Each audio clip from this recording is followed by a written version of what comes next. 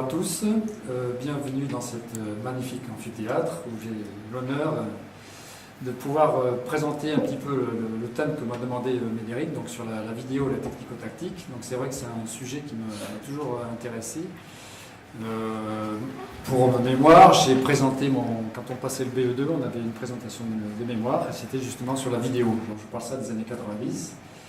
Donc j'étais un petit peu, j'avais acheté plein de matériel, etc. Table de montage, on n'avait pas d'ordinateur à l'époque, on travaillait différemment, mais c'était quelque chose qui m'intéressait. Ensuite, on a utilisé l'outil vidéo, bien sûr, tout au long de ma carrière, en tant qu'entraîneur national sur la savate, et puis ensuite j'ai profité de l'expérience que j'ai partagée ensuite avec les autres fédérations. L'analyse vidéo et technico-tactique est très intéressante. Mais c'est avant tout l'œil de l'entraîneur qui prédomine. Et pour avoir eu l'expérience justement journalistique de commenter les combats de savate à Paris Première dans les années 90-95, j'avais le défaut de commenter, d'analyser les combats en même temps que bien sûr le journaliste qui était à côté de moi, qui avait un langage différent, un langage journalistique. Moi j'avais le langage technicien. Et je me faisais engueuler chaque fois parce qu'en fait, je prévoyais ce qu'allaient faire les combattants et j'annonçais la couleur. Je ne donnais pas le résultat, mais je disais tiens, allez, il va faire ci, il va faire ça. Et alors le journaliste me disait mais arrête de commenter, d'analyser parce que sinon, c'est pas bon, quoi. Il faut changer de discours. Donc j'ai changé mon discours et j'ai appris à prendre le discours journalistique où je modifiais carrément mon comportement. Donc avant de démarrer mon petit exposé, je voudrais vous présenter une petite vidéo qui concerne justement l'œil, donc elle dure à peu près 4 minutes. Voilà, je vous laisse regarder.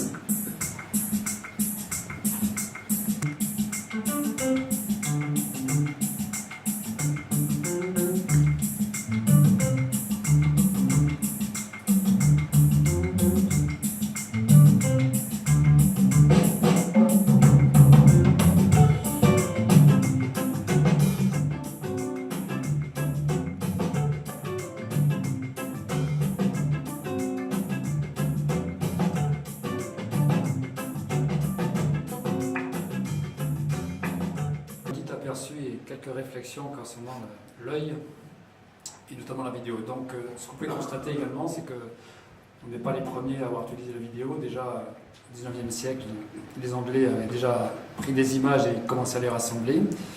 Nous en France, on avait Demeny qui a fait des images, donc je vous passe vite fait. Alors, ça va très très vite, hein. Donc c'est le premier film sur la savate et sur la canne de bâton. J'ai passé là, excusez-moi.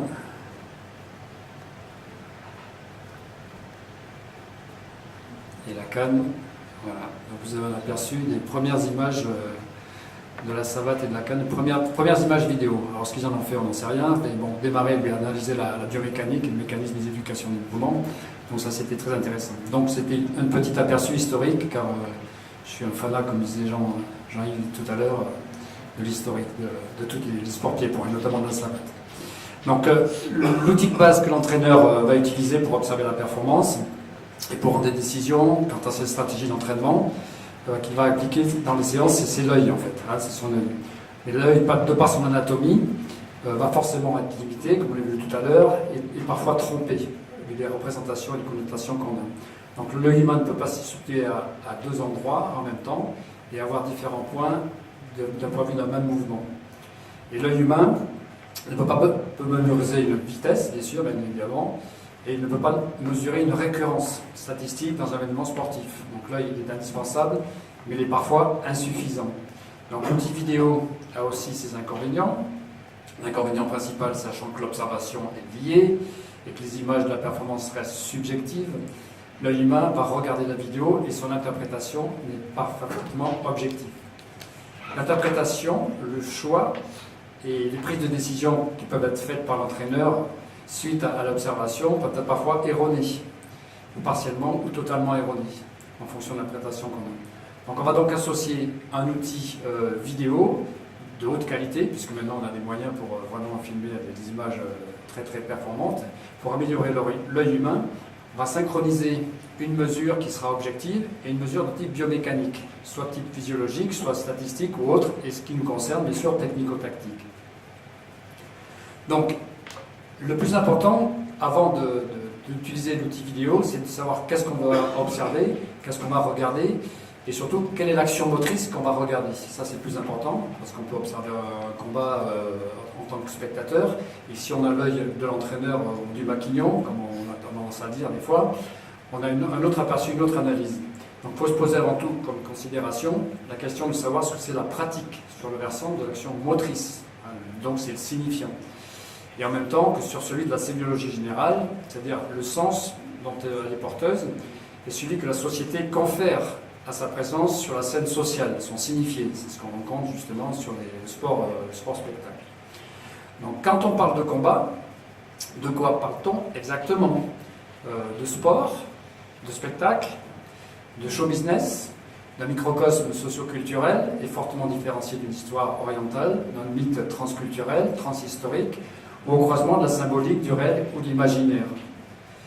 Donc, il faut organiser notre analyse, le discours sur l'affrontement, c'est un duel, le combat, la compétition, d'un point de vue de l'action motrice, afin de pouvoir dire, en étant objectif, la signification exacte du duel à partir du relevé de quelques éléments déterminants et incontournables.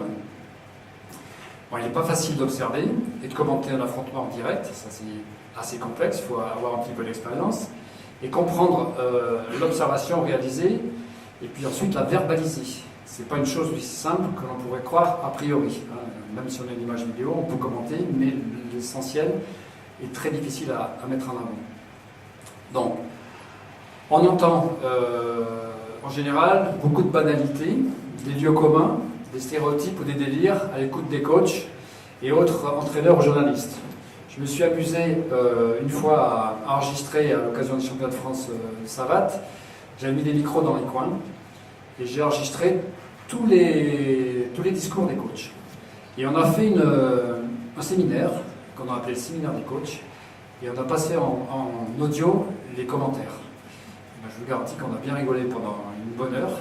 Et le retour, en fait, quand les entraîneurs, les coachs s'écoutaient, ils ont vu en fait le nombre d'informations inimaginables, de métaphores ou de stupidités parfois des fois qu'ils donnaient, et qui ont eu un effet complètement néfaste sur la suite des combats parfois. Alors, il y a eu des combats, bien sûr, il y a eu négatifs, mais il y a eu beaucoup de points très négatifs.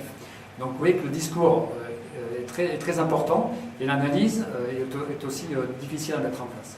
Donc de ce point de vue, moi je pense qu'on on s'explique par le fait de l'émotion, parce que le coach il a son émotion quand il est dans le coin, il prend le dessus sur une observation objective et méthodique du complexe technico-tactique en jeu. Donc ça c'est très difficile à faire. Donc le discours qui en découle, ça relève davantage du télescopage, bien sûr, de la symbolique, de l'imaginaire, de l'analyse, des praxis et du réel.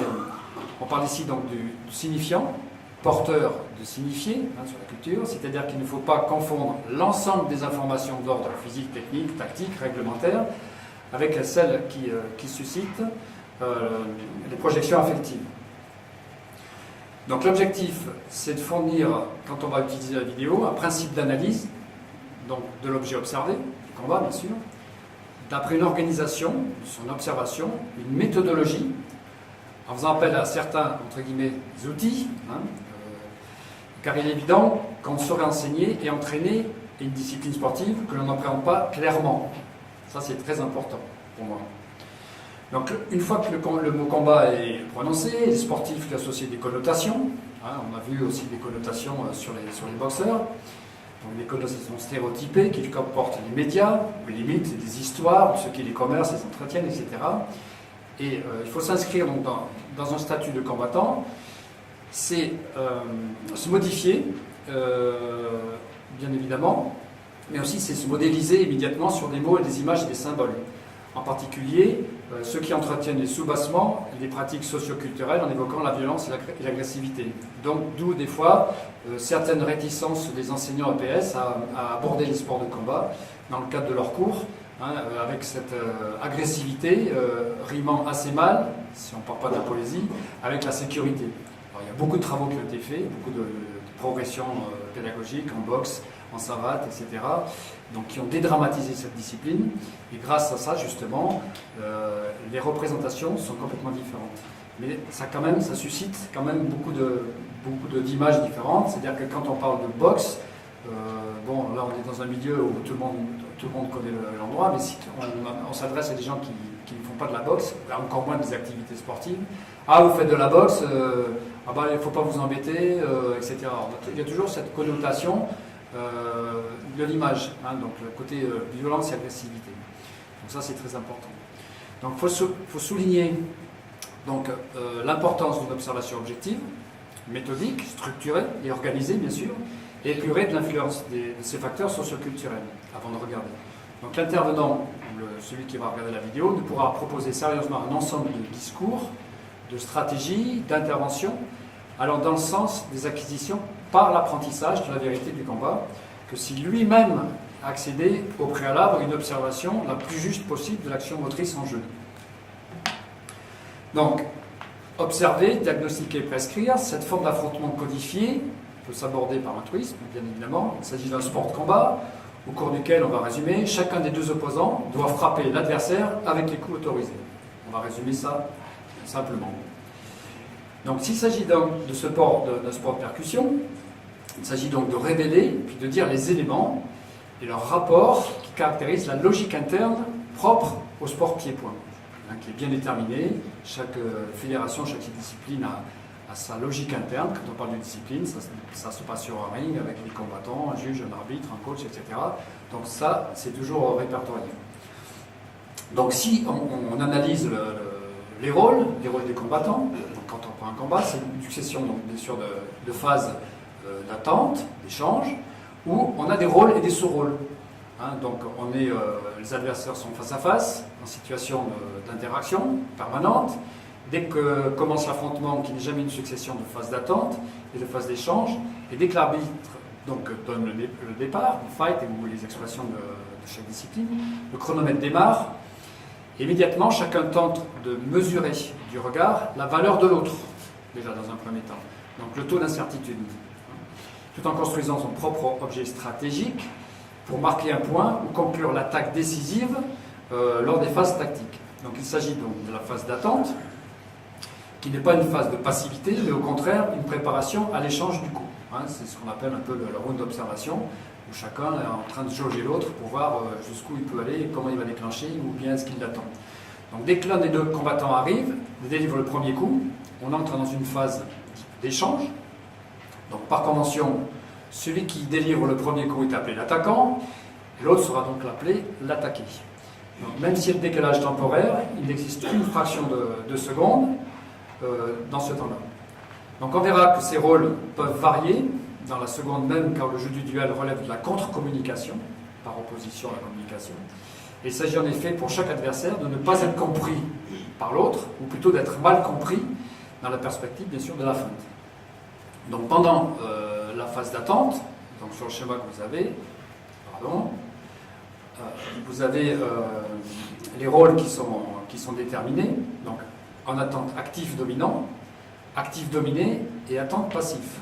Donc dans la phase d'échange, on a les deux rôles attaquant-attaqué, si on l'a vu.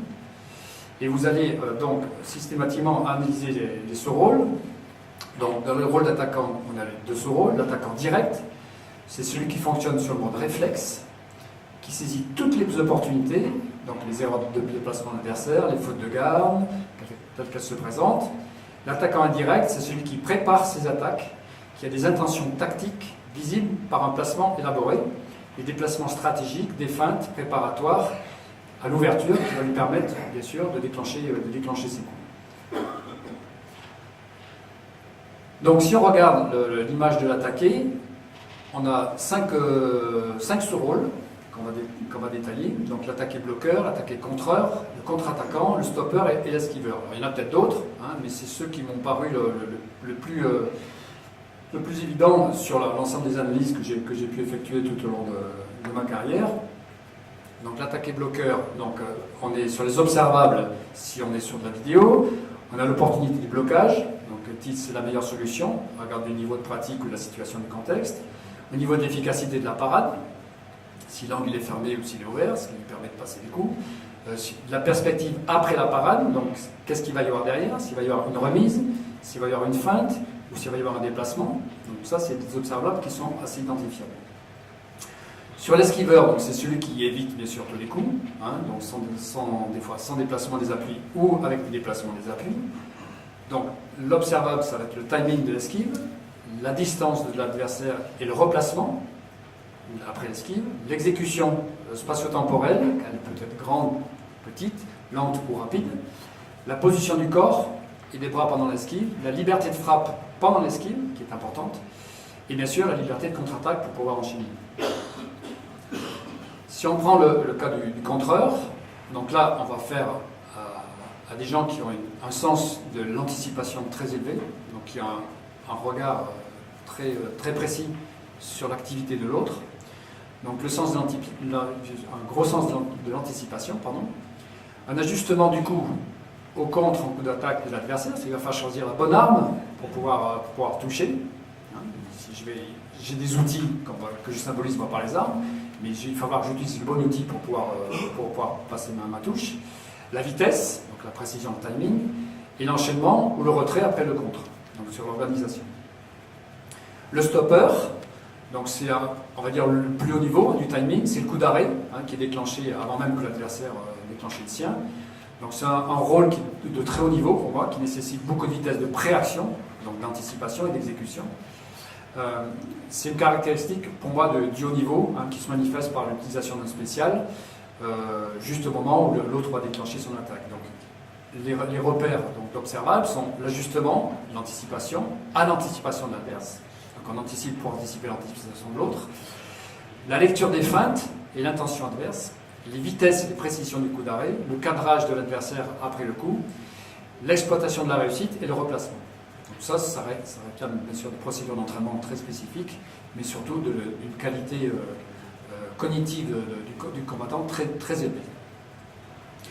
Le contre-attaquant, on va dire, c'est celui qu'on rencontre régulièrement, hein, dans toutes nos salles. Et c'est ce type de rôle qu'on donne assez fréquemment quand on met en place une situation d'entraînement, parce qu'elle est relativement simple, elle ne nécessite pas trop de prise d'information, hein, parce que j'aime bien travailler sur la prise d'information. Donc là, ce rôle, c'est le choix de la défense, donc on va bloquer, on va esquiver, on va être efficace bien sûr dans sa défense, donc on va l'adapter. Le choix de la contre-attaque, le choix des outils, hein, si on prend les jambes avant ou les jambes arrière ou le bras avant ou le bras arrière. Des liaisons de défense-attaque sans rupture, parce que s'il y a une rupture, l'autre peut enchaîner entre-temps. L'efficacité, bien sûr, de cette contre-attaque, donc comment je vais l'exploiter. Et le replacement, bien sûr, sans être touché. Donc, après description de tous ces rôles, en attaque, bien sûr, comme en défense, il va falloir utiliser ces points-là pour l'analyse. Donc, l'analyse des points forts et les points faibles, hein, dont on parlait tout à l'heure avec Manga. On met toujours souvent, les entraîneurs mettent en avant les points faibles. Mais il faut aussi mettre en avant les points forts pour justement donner confiance à la personne, pour qu'elle puisse se resituer et qu'elle puisse vraiment exploiter tout son potentiel. Pour moi, c'est très important. Donc les corrections qu'on va apporter quand on va mettre en place une observation vidéo et qu'on va utiliser l'outil pour ensuite avoir une méthode d'apprentissage et d'entraînement, sont très importantes, puisqu'en fait, on va avoir un référentiel, et à partir de ce référentiel d'analyse, on va pouvoir décrypter et donner des billes aux boxeurs. Pour moi, c'est très important. Donc, comment on va mettre en place ce système-là, donc avec une élaboration bien sûr de grille d'observation. Donc, il faut qu'elle soit crédible, bien sûr, compréhensible, qu'il y ait une vision qui soit volontairement organisée. Donc, il faut connaître tout le processus de l'organisation d'un combat, comment c'est géré. Donc le jeu d'opposition, et ça il faut le mettre en avant, parce qu'on ne peut pas donner un exemple de situation pédagogique si auparavant on n'a pas donné les éléments pour s'organiser à travers un thème donné. Moi c'est très important. Donc la question, pourquoi on est dominant, pourquoi on est dominé, qu'est-ce qui engendre le renversement de la situation, parce que dans les phases d'échange, on passe toujours de l'un à l'autre, hein, en permanence, alors quels que soient les sports de combat, hein, que ce soit en judo, en lutte, etc., on est dans le même principe. Hein. Donc, sur quels éléments on doit influer pour changer l'aspect de cette confrontation, et quels conseils, bien sûr, d'ordre pédagogique, après une observation centrée sur les conduites motrices. Donc, on va utiliser les phases que j'ai détaillées tout à l'heure, donc les attentes en échange, donc on est dominant, dominé, on va utiliser des principes, on va se déplacer, on va regarder les angles, on va se placer à distance, on va mesurer, on va feinter, on va provoquer, on va utiliser différents leurres, si on est en situation de dominer, on va s'organiser, on va utiliser des armes, qui sont les déplacements, l'esquive, etc.